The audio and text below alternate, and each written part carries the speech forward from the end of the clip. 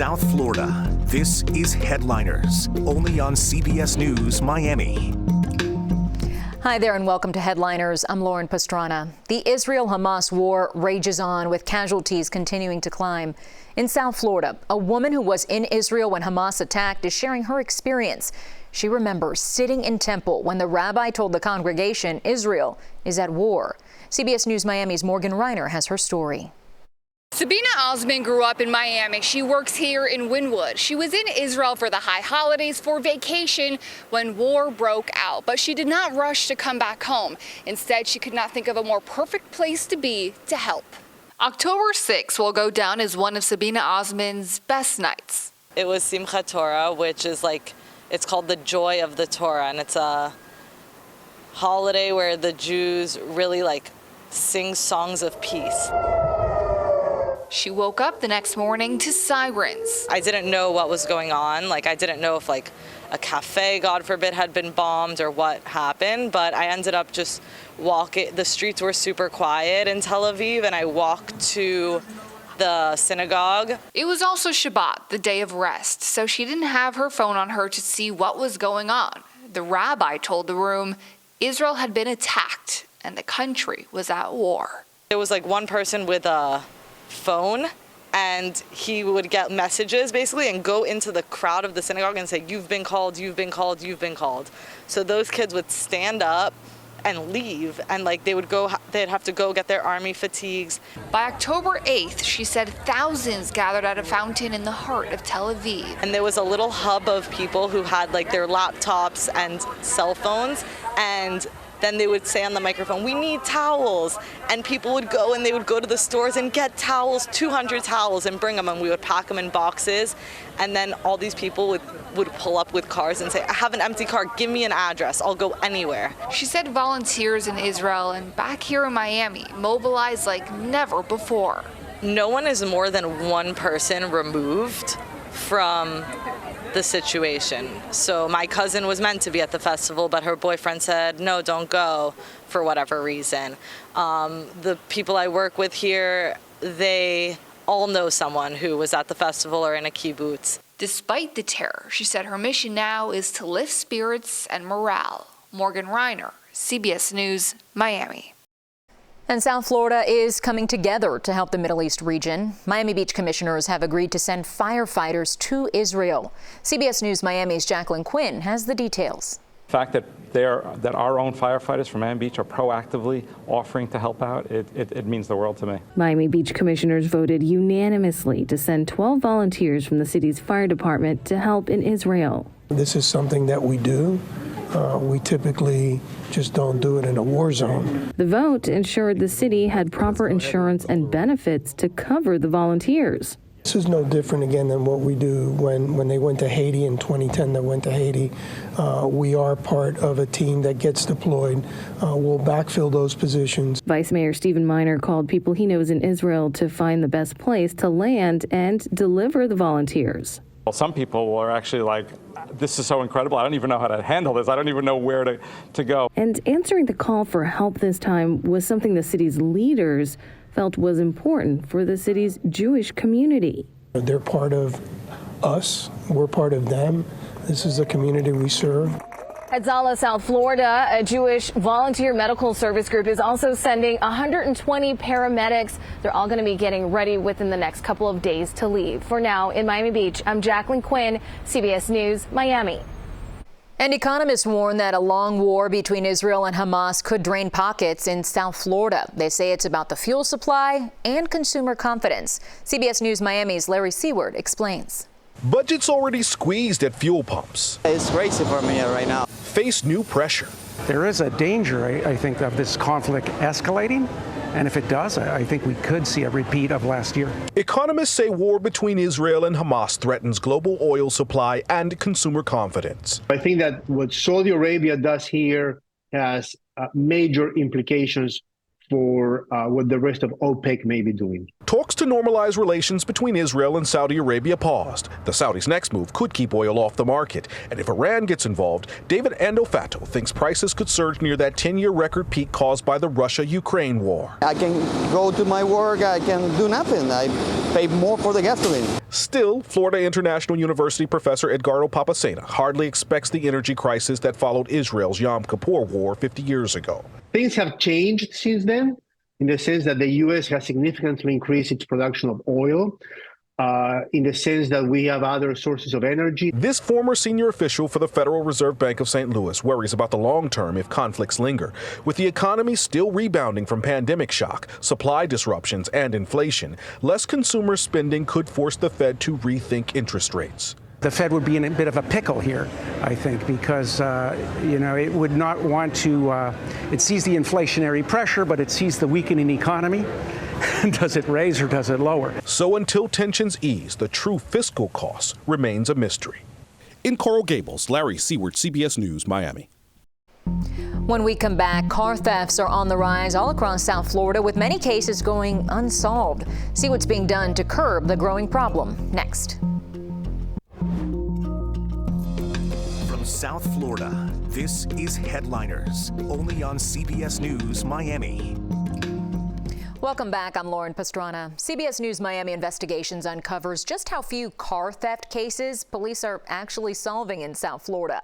New information from the FBI captures how significant the number is. In Miami and Miami-Dade County last year, nearly 5,000 car thefts were reported. In that same time period, police solved 141 cases. That's a clearance rate of just 3%. CBS News Miami's Joan Murray investigates what's behind the numbers. You're watching a crime unfold on Miami Beach. In a flash, thieves hop into the Hamilton family car and take off. My wife woke me up and said, "Where's your car?" And I said, "It's in the driveway." And she says, "No, it's not." It's a scene playing out every day in South Florida. Car theft on the rise. In the city of Miami, vehicle theft up 23% in 5 years. The Broward Sheriff's Office covering 17 districts, an increase of 16% over 2 years. And in the city of Hollywood, the number of stolen cars up nearly 22% over 4 years. Who's doing the stealing? Sure.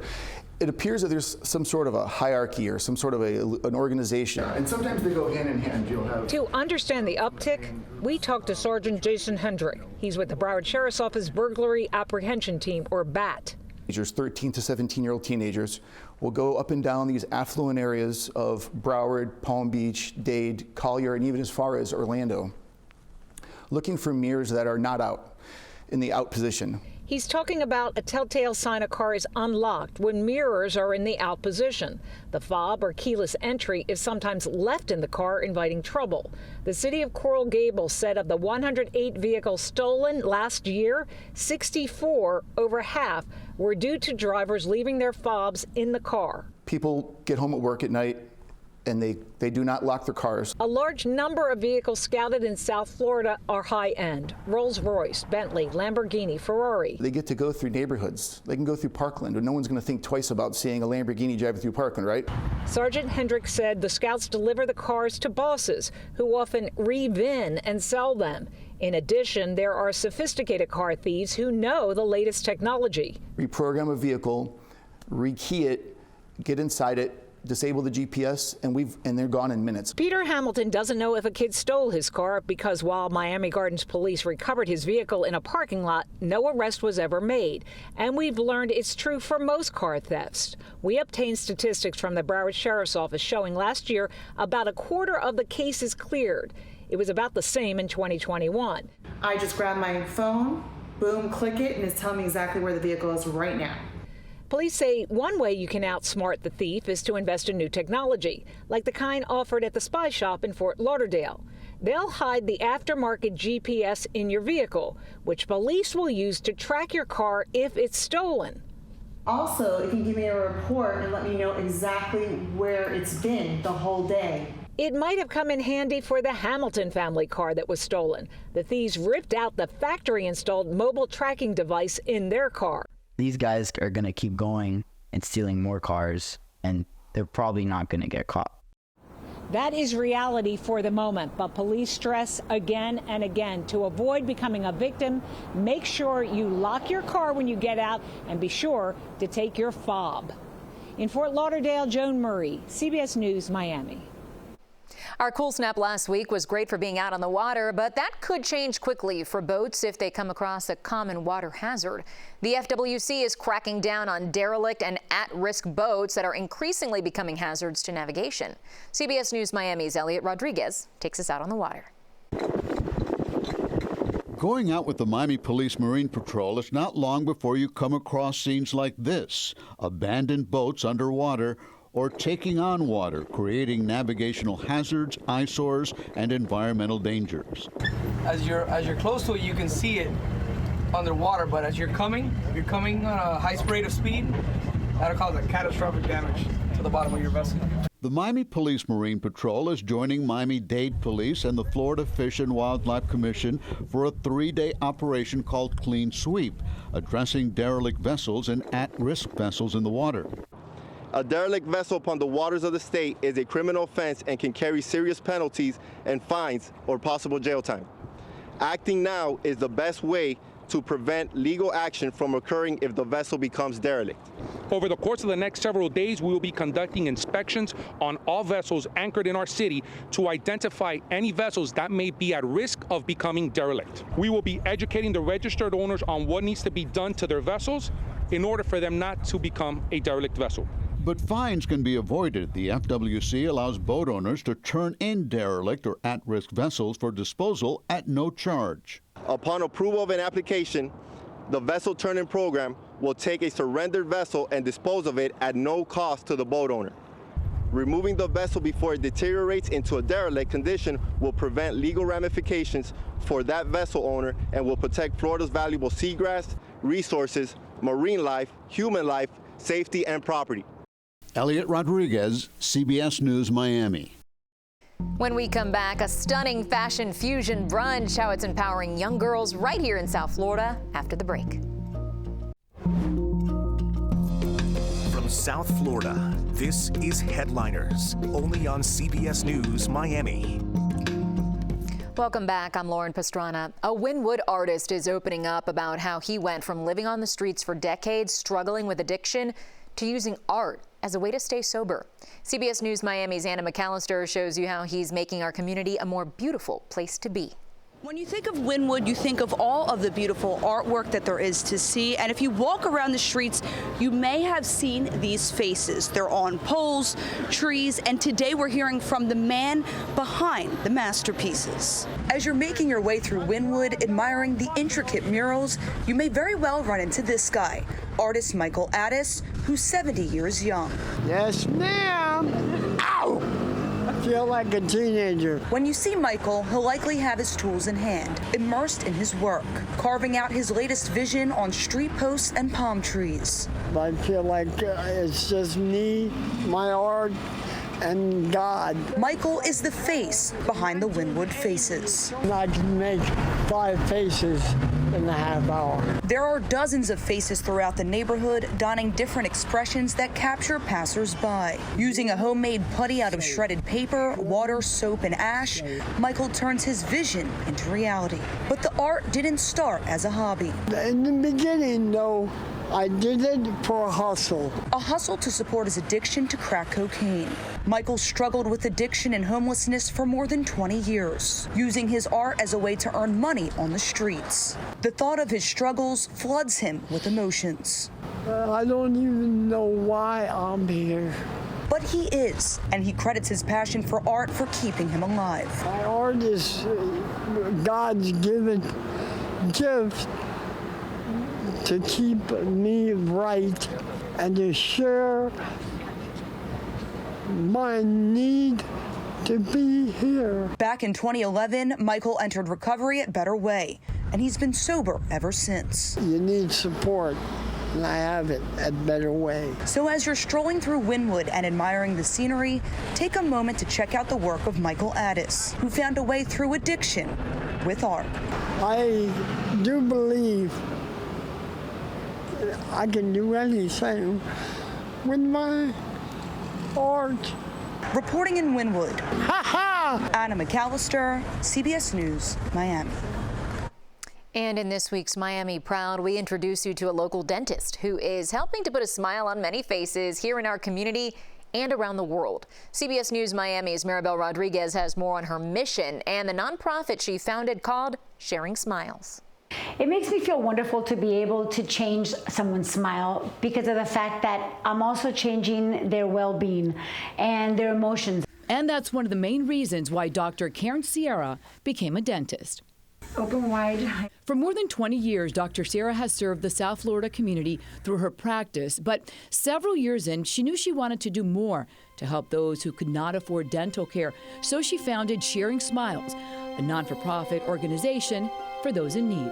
Once we start working on them, I start literally tearing up, but it's tears of joy. And this is just one of the many local patients whose life she changed. And the first time I handed her the mirror, even though they were temporary, they weren't even the real ones, she just became mute. She just stared at herself in the mirror. And the first time they get to see their new smile, it's the most rewarding part of my job. And it's those reactions that led her to help others around the world. You can tell this is our setup. We have our dental chair. Stacy's getting ready with the whole sterilization. That's going to be our instruments. Dr. Sierra has traveled with other volunteers to some of the most remote areas in Kenya, India, and Latin America, setting up makeshift clinics to care for patients who've never been treated before.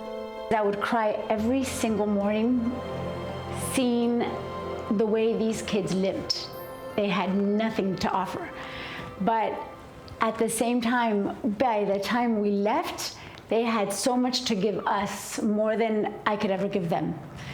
And the appreciation on their faces and their families, it was amazing. And it's those unforgettable moments that fuel this local doctor to continue changing lives one smile at a time. Although we're not fixing the world, but we're fixing one patient at a time. And if we're able to plant the seed of giving back, whether it's in your community or halfway across the globe, we will be a better place, we'll be a better human being as a whole. Just incredible work. And aside from providing dental care, they also helped build 20 water wells and a school in India. Dr. Sierra is getting ready for her next mission while she continues to help change smiles here at home. Maribel Rodriguez, CBS News, Miami. And finally, a nonprofit that's new to Miami has a powerful slogan. It encourages girls to be strong, smart, and bold. The organization equips girls with the tools they need to become the best versions of themselves. And we got a behind-the-scenes look at one of their signature events. CBS News Miami's Naja Sherman has that story. These young fashionistas are proudly displaying designs they created. As they make their way down the runway in front of a packed and supportive crowd, they are beaming with pride. The designers are here today, and our girls, of course, will be modeling for you today those designs that they made all by themselves with the help and guidance of these incredible volunteer design mentors. As Girls Inc. of Miami's Virginia Akar shared with the crowd, the nonprofit organization is focused on creating and providing research-based programs for young girls that empower them to be the next generation of community leaders. So when we decided to bring Girls Inc. to Miami, we knew that it wasn't just going to be a cut and paste what everybody else is doing. This city's a little different.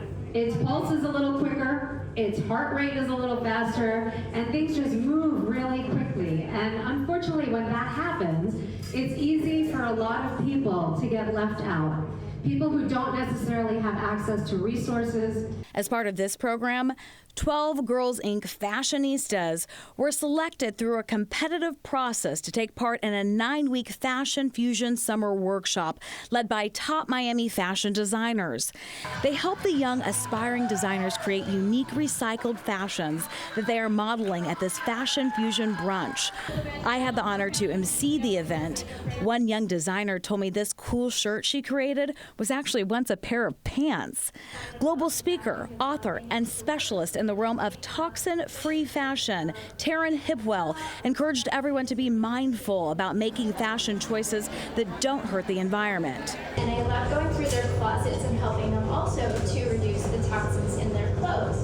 The pop-up stores featured local designers, and the Fashion Fusion brunch coincided with International Day of the Girl to honor the strength, intelligence, and potential of girls everywhere, and continue to work towards a future where every girl is able to reach her fullest potential. Girls Inc. of Miami provides free after-school programs for girls. The organization creates research-based programming to equip girls to graduate from high school with the determination, capacity, and support to become strong, independent, and confident women. Naja Sherman, CBS News, Miami. Just love to see those girls shining. And thank you for joining us this half hour on Headliners. As always, keep it right here to CBS News Miami for up-to-the-minute breaking news and weather 24 hours a day. Make it a great one.